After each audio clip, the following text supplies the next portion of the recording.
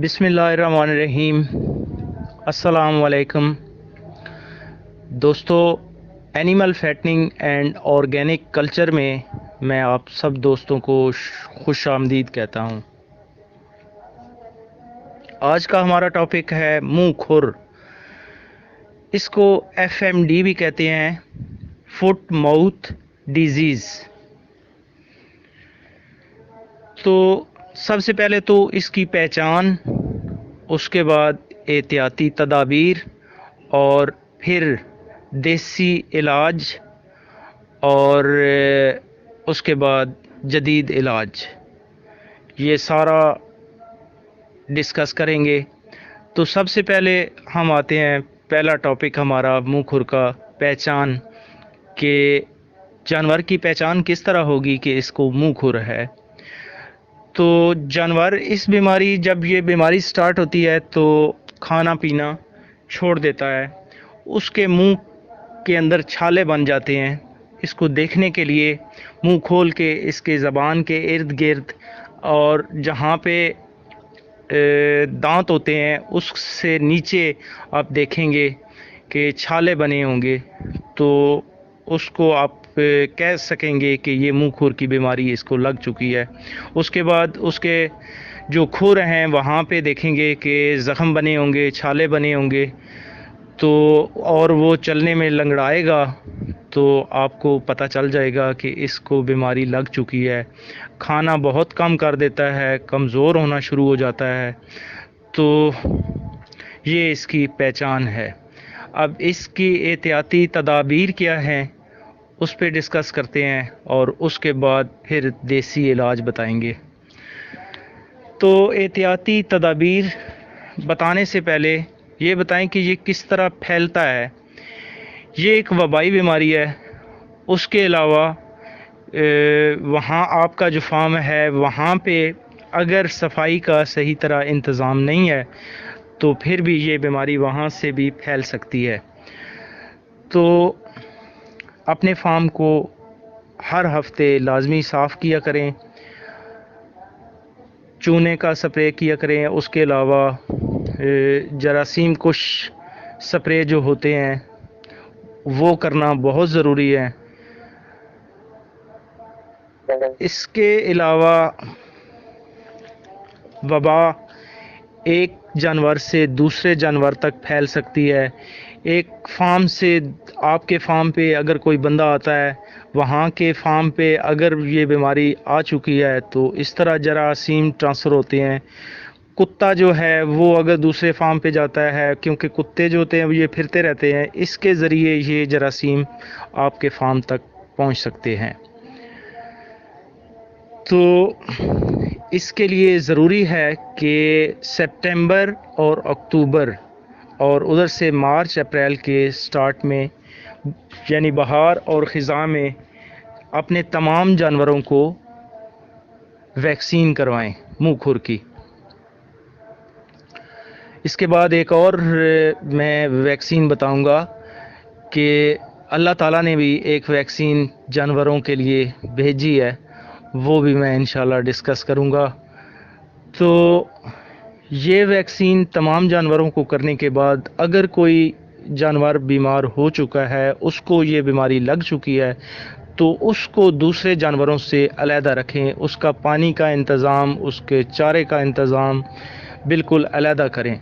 और जब उस जानवर को कोई चीज़ खिलाएं तो ज़रूरी है कि फिर आप अपने हाथ साबुन से धो के, हत्ता यहाँ तक कहा गया है कि फिर कपड़े भी चेंज करके दूसरे जानवरों के पास आएँ। तो कोशिश ये करें कि पहले दूसरे जानवरों को जो चारा वगैरह, या अगर दूध दोना है या कोई भी उनके साथ आपने ठहरना है, तो पहले जो बिल्कुल ठीक जानवर हैं उनके पास जाएं और उसके बाद फिर आप बीमार और मुतासरा जानवरों के पास जाएं।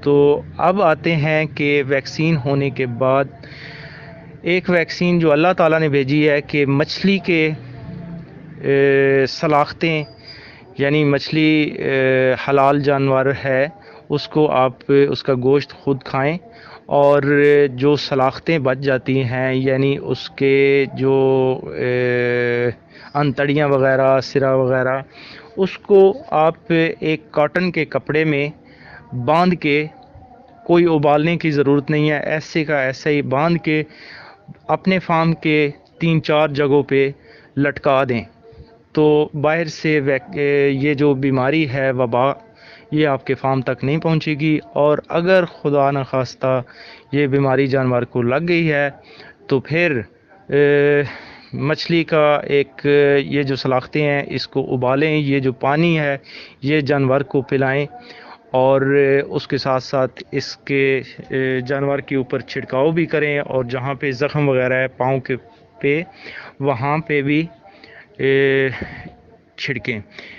اس کے بعد اب آتے ہیں کہ اس کا دیسی علاج، تو مکھن جو ہے یہ آپ اس کے اوپر لگائیں، اس کے منہ کے اندر لگائیں تاکہ وہ چھالے نرم رہیں، اور اس کے بعد جو اس کے پاؤں ہیں اس کو ڈیٹول سے دھوئیں، ڈیٹول سے دھونے کے بعد اس کے اوپر پائیوڈین لگائیں، اور جانور کو جو نیچے جگہ ہے وہ بالکل خشک ہونی چاہیے، اور بارش کی وجہ سے یا اس طرح پانی اگر کھڑا ہے یا کوئی بھی گیلی جگہ ہے اس گیلی جگہ سے محفوظ رکھیں۔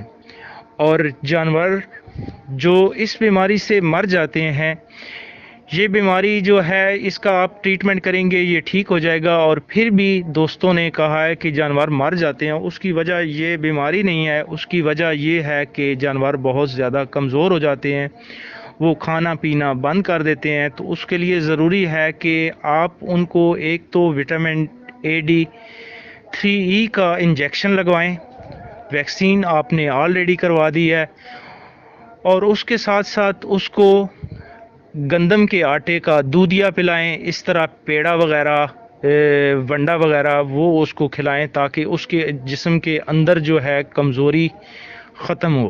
بہت زیادہ ٹھوس غذا نہیں کھلانی، اس کو سبز چارہ کھلانا ہے تاکہ وہ آرام سے کھا لے۔ اگر نہیں کھا پا رہا تو آپ اس کے ساتھ تھوڑی شفقت برتیں، اور اس کو آپ لازمی یہ جو دودھ کا بتایا ہے دودھیا، گندم کا دودھیا، یہ لازمی پلائیں اس کو۔ ایک تو اس کا جگر ٹھنڈا ہو جائے گا، اور اس کے اندر جسم کے اندر جو گرمی ہے وہ ختم ہو جائے گی، اور دوسرا اس کی گندم میں بہت طاقت ہے، وہ اس کی جسمانی کمزوری کو ختم کر دے گا، اور انشاءاللہ 10-15 دنوں کے اندر اندر یہ بیماری جو ہے یہ ختم ہو جاتی ہے۔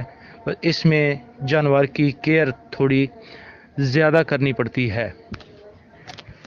اچھا، گندم کے دودھیے کے بارے میں آپ کو تفصیل سے تھوڑا سا بتا دوں کہ 4 لیٹر پانی میں عام طور پر 1 پاؤ آٹا ڈالا جاتا ہے، یہ گرمیوں میں جانور کو دودھیا پلانے کے لیے۔